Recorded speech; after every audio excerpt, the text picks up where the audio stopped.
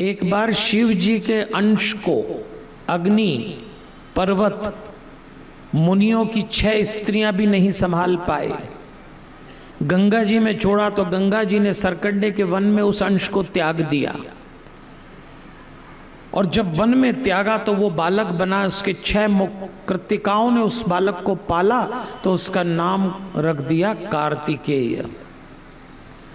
कार्तिकेय जी का जन्म होता है।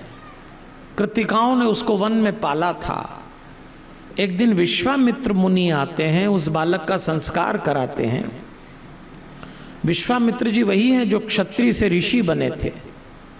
कार्तिकेय ने अपने ही गुरु को वरदान दिया कि एक दिन आप ब्रह्मर्षि कहलाएंगे, क्योंकि विश्वामित्र जी का ऐसा मन था कि मुझे भी वशिष्ठ की तरह लोग ब्रह्मर्षि कहें। आप बताइए, गुरु वरदान शिष्य को दे, ये तो समझ में आता है, पर शिष्य इतना प्रतिभाशाली कार्तिकेय कि वो अपने ही गुरु को वरदान देते हैं। अब एक दिन भगवान शंकर को जानकारी मिली कि आपके अंश से एक बालक का जन्म हुआ और वो बालक इस समय वन में है और वन में कृतिकाएं उसको पाल रही हैं। तो कृतिकाएं चूंकि उसको पाल रही हैं और बालक आपका है, तो शिव जी ने अपने दूतों को भेजा। वीरभद्र, विशालाक्ष, शंभुकर्ण, ये सब शिव जी के गण हैं। कराक्रम, नंदीश्वर, महाकाल, महोन्मद, गोकर्णास्य, दधिमुख, ऐसे सबको इकट्ठा किया और आदेश दिया कि जाओ कार्तिकेय जी को लेकर आओ। कृतिकाओं के साथ कार्तिकेय जी को शिवलोक लाया गया। शिव और पार्वती ने अपने बेटे कार्तिकेय को देखा तो बहुत प्रसन्न हुए, हृदय से लगा लिया ये वही कार्तिकेय हैं जो तारकासुर को मारेंगे। आपको कल की कथा में याद है, तारकासुर को ब्रह्मा जी ने वरदान दिया, वो किसी से नहीं मरेगा, वो शिव और पार्वती की संतान से ही मरेगा। तो देवताओं ने भगवान शंकर से कहा था पार्वती जी से विवाह करिए। विष्णु जी और ब्रह्मा जी ने निवेदन किया था, महाराज आप विवाह करेंगे तो संतान होगी, संतान होगी तो वो मारेगी तारकासुर को। कार्तिकेय जी सेनापति बने देवताओं के, तारकासुर को मारते हैं और लौट के आते हैं। अब यहाँ शब्द सुनना आप, सेनापति बने। सेनापति का अर्थ होता है नेतृत्व। हम सब चाहते हैं कि हमारे बच्चे इतने योग्य बने, इतने योग्य बने कि जिस क्षेत्र में वो जाएं उस क्षेत्र में टॉप पे हों, लीडर हों, नेतृत्व करें, प्रतिनिधित्व करें, ख्याति प्राप्त हो उनको, लोकप्रिय हो हमारे बच्चे, कुल मिला के सफल सफल सफल। आजकल तो बच्चों की सफलता के लिए माँ बाप को क्या नहीं करना पड़ता। शिव और पार्वती की ये संस्थान नेतृत्व कला से भरी हुई थी और वो बने कार्तिकेय। देखिए देवियों और सज्जनों, जब किसी को सफल होना हो तो पहला सूत्र तो कार्तिकेय जी सिखाते हैं, खूब परिश्रम करना। ये पहला सूत्र है। आजकल के बच्चों से जब मैं बात करता हूं तो मैं कहता हूं कि नेतृत्व कला कार्तिकेय से सीखें। तो कार्तिकेय जी ने कहा कि जिसे नेतृत्व करना उसको खूब परिश्रम करना चाहिए। दूसरा, योजना बनाने में माहिर होना चाहिए, कोई भी चीज़ की प्लानिंग ठीक से करिए। तीसरा, हर बात की जानकारी आपको पर्याप्त होना चाहिए। चौथा, लोगों से सहयोग लेने की कला आना चाहिए।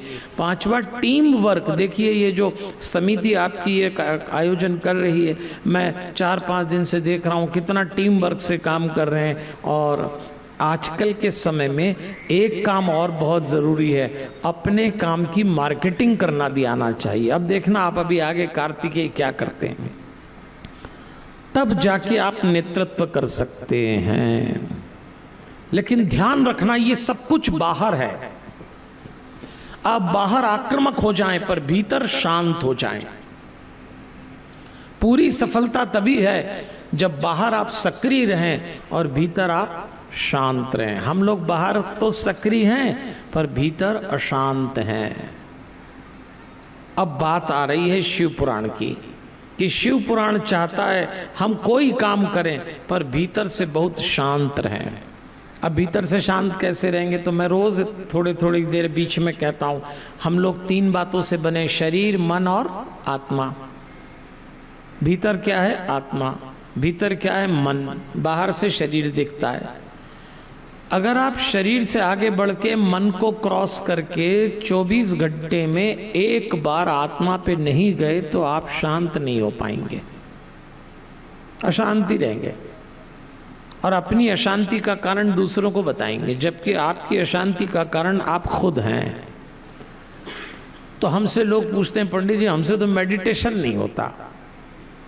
मैं तो कहता हूँ भाई रोज मेडिटेशन करो, तो लोग कहते हैं कहाँ से करो, आंख बंद करो तो फिर होता ही नहीं, आंख खोलने की इच्छा होती है, कुछ कुछ दिखता है, ऐसा होगा ना। तो मैं आपको एक छोटी सी विधि बताता हूँ।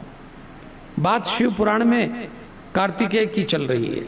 कार्तिकेय बाहर से सक्रिय पर भीतर से शांत। हमारे हनुमान जी भी ऐसे ही थे, शिव जी का अवतार थे ना हनुमान जी, शिव जी की संतान है। आप हनुमान जी को देखना बाहर से सक्रिय दिखेंगे, क्या परिश्रम करते हैं, लेकिन भीतर से बिल्कुल शांत हैं, एकदम शांत। तो मैं भी आपसे यही कहना चाहूंगा कि आप खूब मेहनत करो, जितनी कर सकते हैं उतनी करो, लेकिन अपने बच्चों को भीतर से शांत रहना सिखाइए। इसी को जीने की राह कहते हैं, जीने की राह। क्योंकि बच्चे कार्तिकेय जी से ज्यादा परिचित नहीं हैं, तो हनुमान जी से तो हैं, वो भी शिव परिवार के, शिव जी की संतान है, शंकर सुवन कहा है। तो ये कला कैसे आएगी कि बाहर से सक्रिय भीतर से शांत?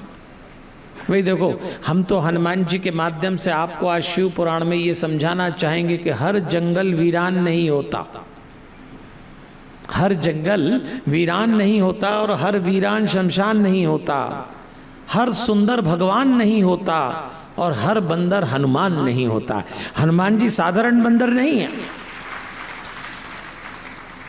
ये कला हनुमान जी से सीखिए और हनुमान जी आपको ऐसी एक जीने की राह सिखाएंगे जिससे आप अपने ही भीतर जाके शांत हो सकेंगे।